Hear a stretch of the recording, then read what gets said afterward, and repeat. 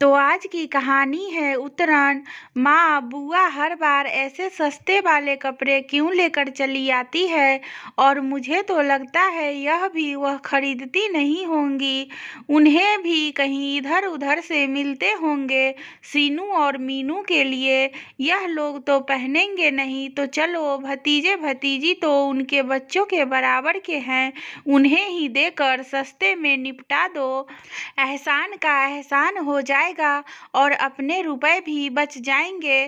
दादी तो उन्हें उससे कई गुना ज़्यादा ही दे देंगे कि उनकी बेटी का खर्चा हो गया है, जबकि यहाँ से वह हमेशा अच्छी कंपनी के ब्रांडेड कपड़े लेकर जाती है। फिर वह ऐसा क्यों करती है? अब हम लोग भी बड़े हो गए हैं, माना कि उनके जितने कपड़े नहीं खरीद सकते, लेकिन 2 जोड़ी ही पहनेंगे, लेकिन ढंग के पहनेंगे। आप उनसे मना कर दीजिए, वह ऐसे कपड़े लेकर ना आया करे। अगर आप ना कह सको तो हम कह देंगे। काजल और शशांक ने बेहद गुस्से में अपनी माँ उर्मिला जी से कहा, ना बच्चों, अपनी बुआ के लिए ऐसा नहीं कहते। वह जो भी लाती है चुपचाप रख लो, भले ही मत पहनो। अगर जरा सा भी उन्हें यह लगा कि तुम लोग ऐसा कहते हो उनकी लाई हुई चीज़ों के लिए, तो घर में बहुत कलेश हो जाएगा। अपनी दादी माँ को जानते हो ना, उन्हें बिल्कुल पसंद नहीं है कि कोई उनकी बेटी के लाए हुए सामान में जरा भी नुस्ख निकाले। उर्मिला ने उस समय बच्चों की हाँ में हाँ ना मिलाते हुए उन्हें डपट कर समझा दिया। बच्चे भी माँ की बात मानकर चुपचाप वहाँ से चले गए, लेकिन उनकी बातें कहीं न कहीं उर्मिला को सही भी लगी। उसका भी यह मानना था कि आप भले ही किसी को कुछ मत दो, लेकिन जो भी दो ढंग का दो। उसकी ननद आयुषी हमेशा यही करती, जब भी आती दोनों बच्चों और अपने भाई भाभी के लिए ऐसा ही इस्तेमाल किया हुआ या फिर सस्ती दुकानों से सामान कपड़े सब लेकर चली आती और पैसे बढ़ा चढ़ा कर बताती।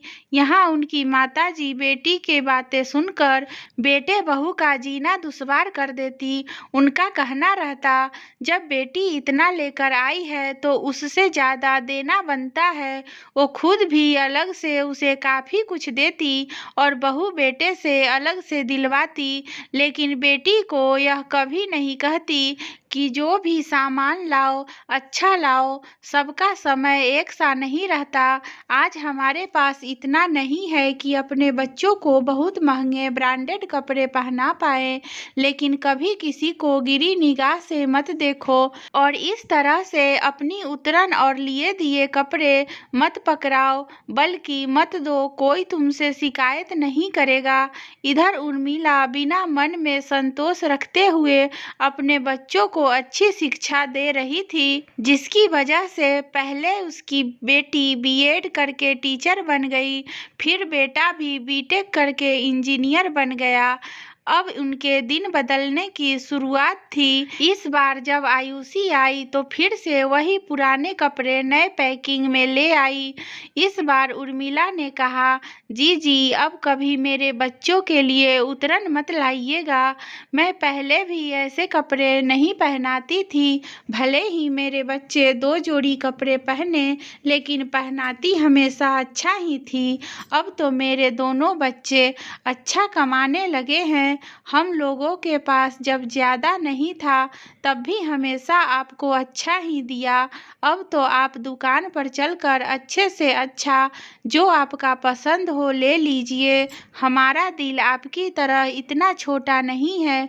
हमें हमेशा बहुत दुख होता है कि आप हमारी अपनी होकर अपने भतीजे भतीजी के साथ ऐसा व्यवहार करती हैं।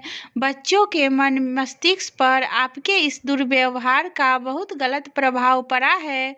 वह तो हमेशा मुझसे कहते थे कि माँ आप बुआ को साफ साफ शब्दों में मना कर दो, लेकिन मैंने उन्हें बहुत अच्छे संस्कार दिए हैं, इसलिए कभी आपके सामने नहीं बोलने दिया।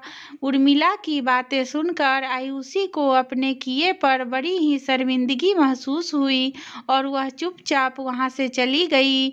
आशा करती हूँ दोस्तों आपको हमारी कहानी पसंद आई हो। अगर कहानी पसंद आई हो तो वीडियो को लाइक शेयर और सब्सक्राइब सब्सक्राइब करें। धन्यवाद दोस्तों।